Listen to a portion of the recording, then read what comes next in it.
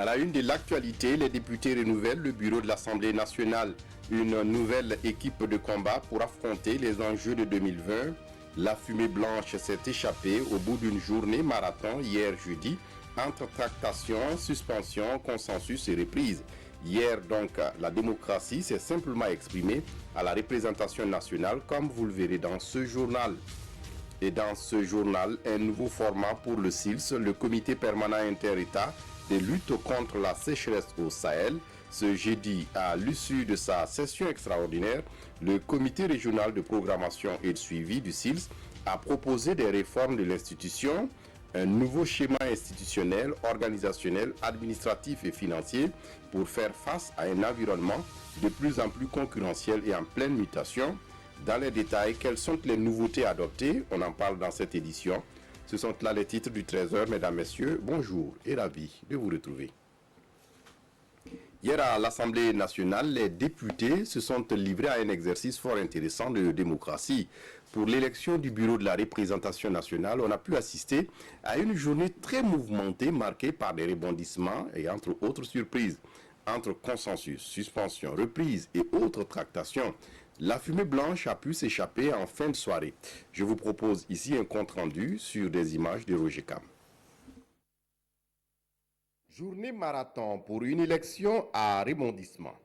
Ce jeudi à l'Assemblée nationale, les députés se sont livrés à un exercice fort intéressant où la démocratie a tenu un bon rôle.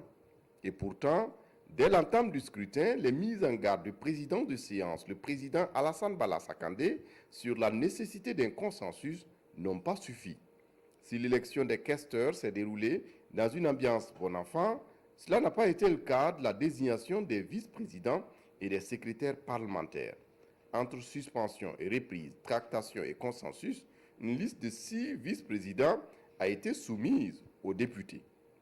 À la fin du scrutin, 5 députés ont pu valider leur ticket et la candidate du CDP a été recalée.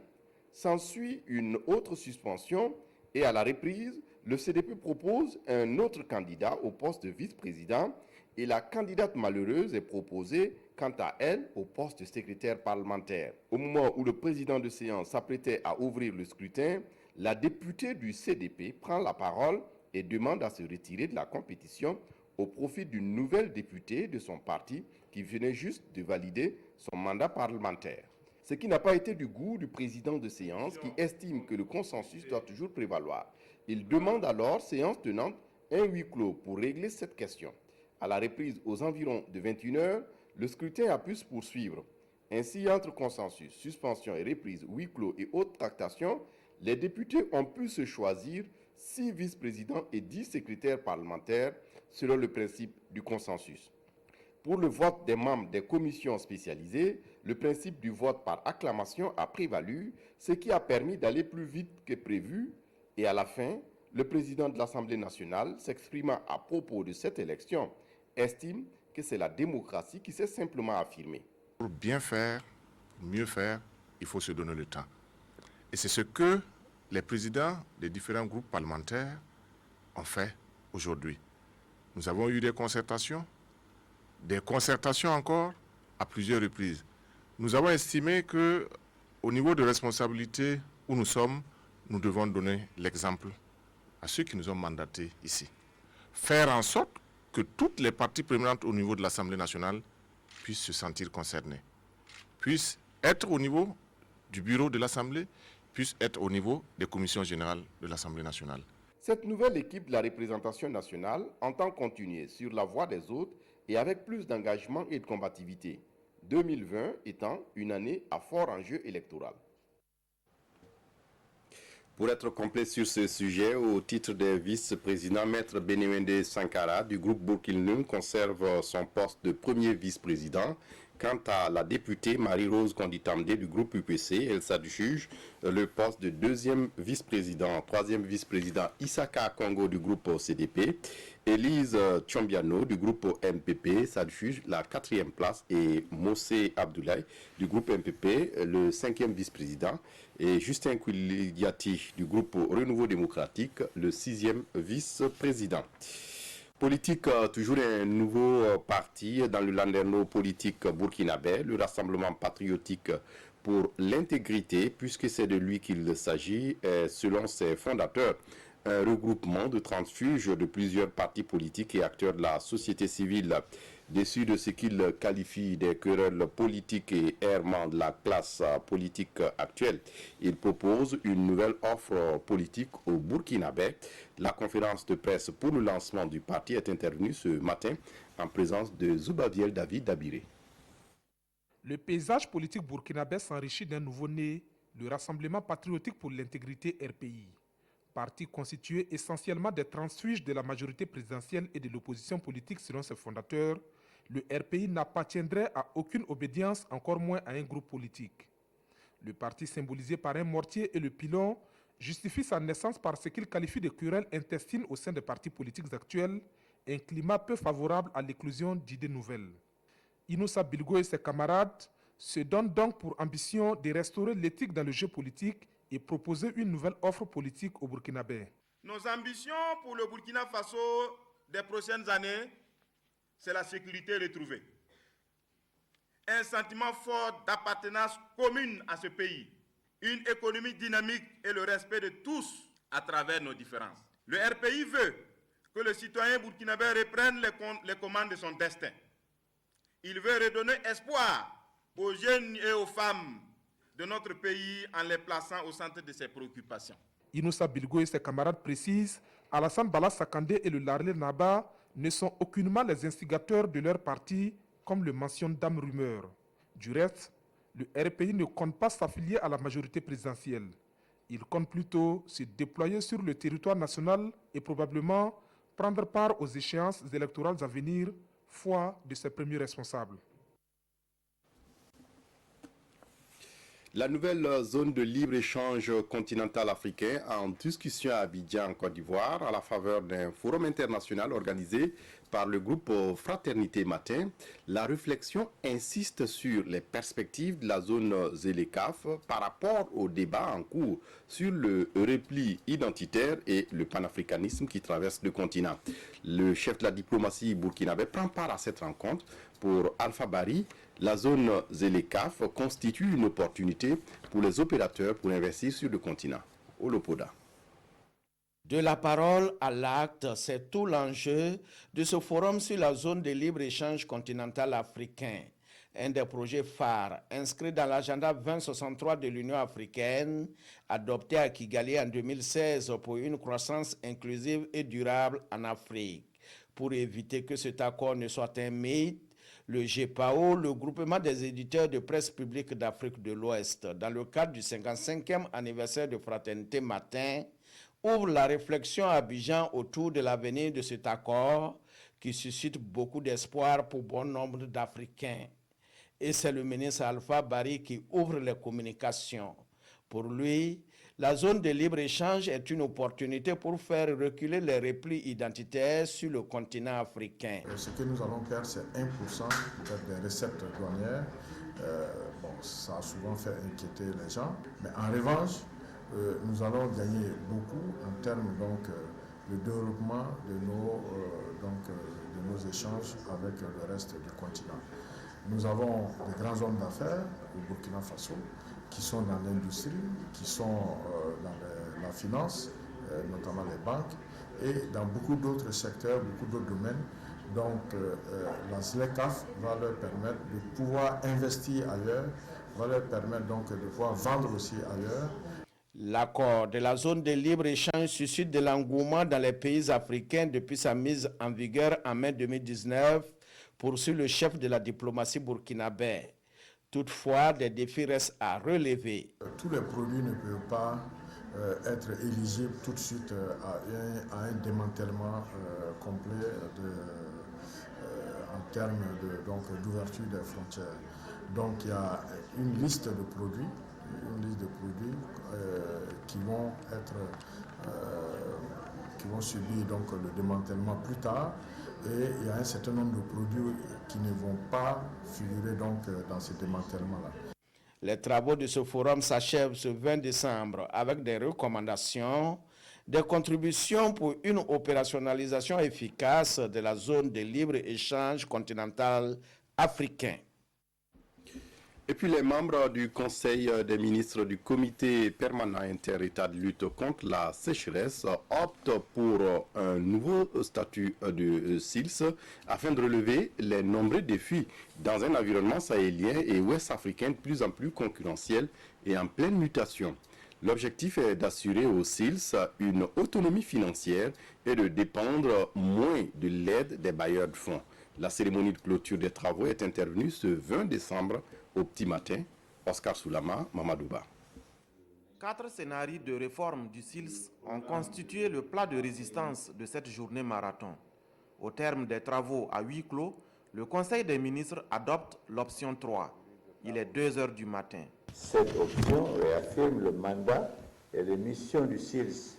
Elle présente les réformes à apporter à l'organisation et au fonctionnement de l'institution pour renforcer ses capacités à satisfaire l'ensemble de ses partenaires.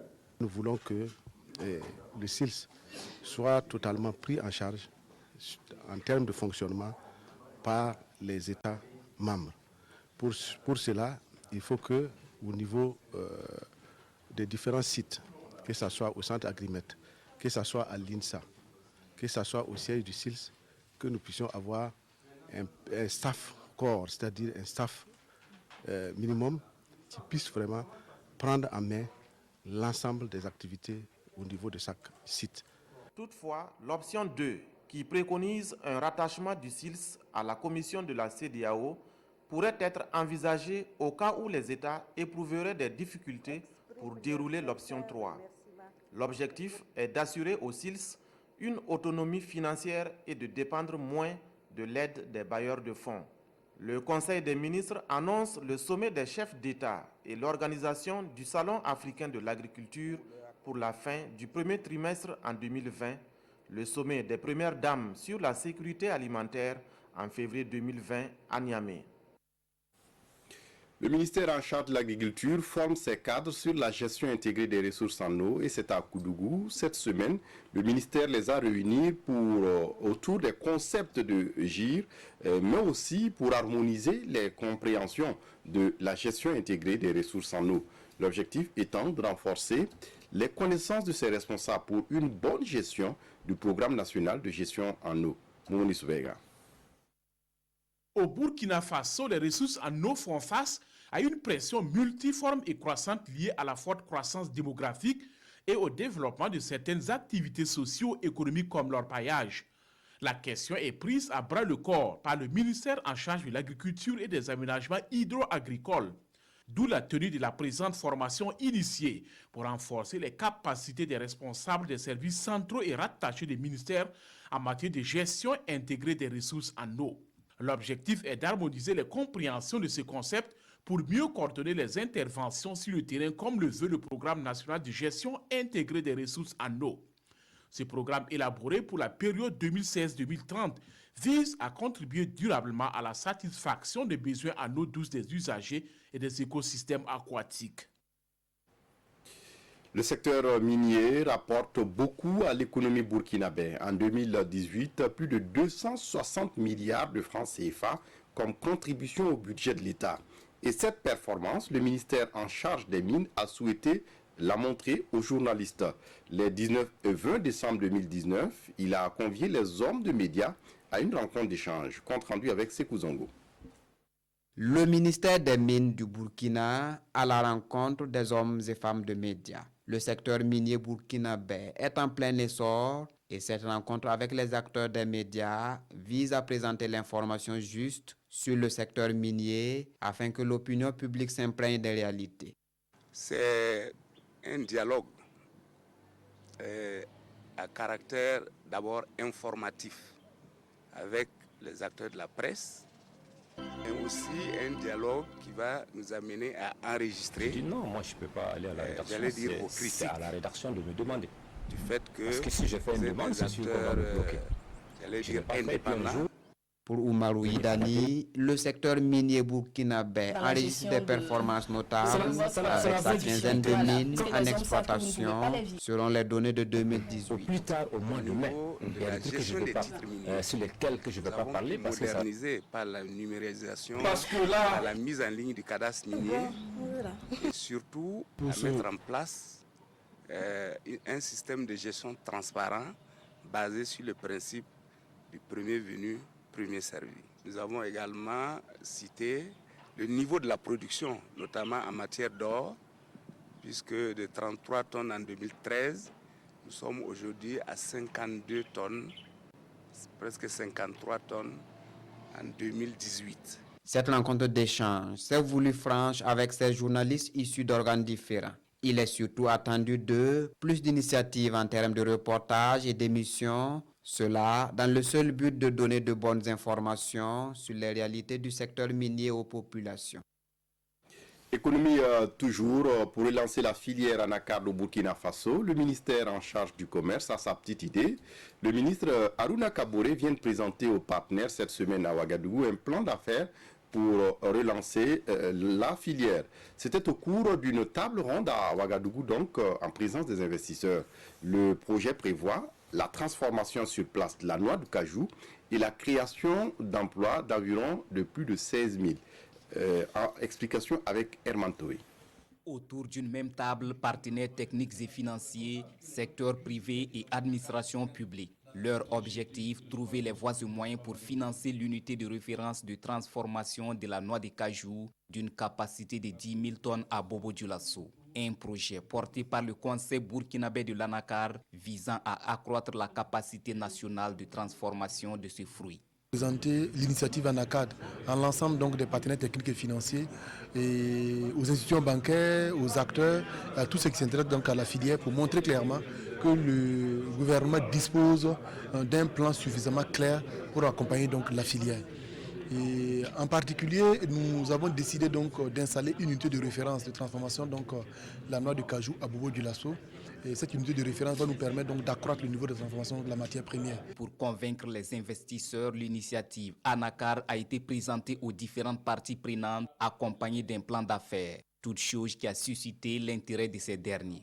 Il était bon que le secteur privé et là aussi l'institution bancaire puissent voir donc le document, le plan d'affaires et faire l'ensemble des annonces nécessaires pour nous accompagner dans le processus. Nous sommes satisfaits parce que le secteur privé qu'on attendait pour s'engager sur son 10% de financement annonce que non seulement ils s'engagent, mais ils estiment que nous devrons aller au-delà d'une unité de transformation de 10 000 tonnes. Il faudra peut-être aller jusqu'à 50 000 tonnes parce qu'ils pensent que c'est les mêmes années qui pourront mettre davantage d'argent pour que nous puissions atteindre le taux de transformation attendu. La mise en œuvre de cette unité de référence va résoudre certaines préoccupations des producteurs, notamment l'écoulement de la matière première. Sa réalisation va nécessiter la somme d'environ 3,5 milliards de francs CFA. À l'étranger, le service fédéral de sécurité en Russie a été visé jeudi soir à Moscou par un homme armé et le comité d'enquête de Russie en charge des investigations. Un agent du service a été tué et 5 personnes blessées, dont un civil. L'assaillant est mort aussi, abattu par les forces de l'ordre peu après qu'il a ouvert le feu aux abords de la place Loubianka à Moscou, où se trouve l'imposant bâtiment jaune et marron qui abrite cette institution héritière du KGB. Quelle était la motivation du tireur? L'enquête est ouverte, mais tout porte à croire que c'est le FSB qui était visé. Les circonstances de l'attaque d'hier soir restent floues. Les premiers tirs ont éclaté aux abords du siège du service fédéral de sécurité russe, l'ancien KGB, en plein centre-ville. La fusillade qui a suivi a coûté la vie à un agent du FSB. 2 autres ont été grièvement blessés. Au total, 5 personnes sont hospitalisées selon les autorités. Le tireur a été abattu. Nous avons entendu des coups de feu, explique ce témoin. Mais on n'a pas fait plus attention que ça. Puis vers 18h10, on a de nouveau entendu des tirs. Et 5 minutes après, des gens courus dans le café où j'étais. Les employés ont éteint les lumières et fermé les portes. Cette fusillade a eu lieu quelques heures après la fin de la grande conférence de presse annuelle de Vladimir Poutine, alors qu'il participait à une cérémonie en l'honneur du contre-espionnage russe. Le président russe a dirigé le FSB à la fin des années 90 et avait son bureau dans l'immeuble des services secrets près duquel l'incident a eu lieu. On referme ce journal avec la revue de presse des quotidiens, lecture croisée des médias avec Herman Toé. À la une du journal Le Quotidien, le CEFOP se prononce sur improbable report des élections de 2020 au Burkina. Zéphirin Diabré affirme que dans tous les pays du monde qui sont dans la même situation que nous, les échéances électorales se déroulent pourtant à bonne date. C'était à l'occasion du cadre de concertation du chef de file de l'opposition politique tenu le 17 décembre et qui s'est penché sur la situation nationale et la vie du cadre, relaie le journal. L'opposition politique dit ne pas être surpris des propos du président de l'Assemblée nationale évoquant la situation sécuritaire comme prétexte de probable report des élections de 2020. C'est une manœuvre du MPP et de ses alliés en vue de conserver le pouvoir, titre le journal Le Pays.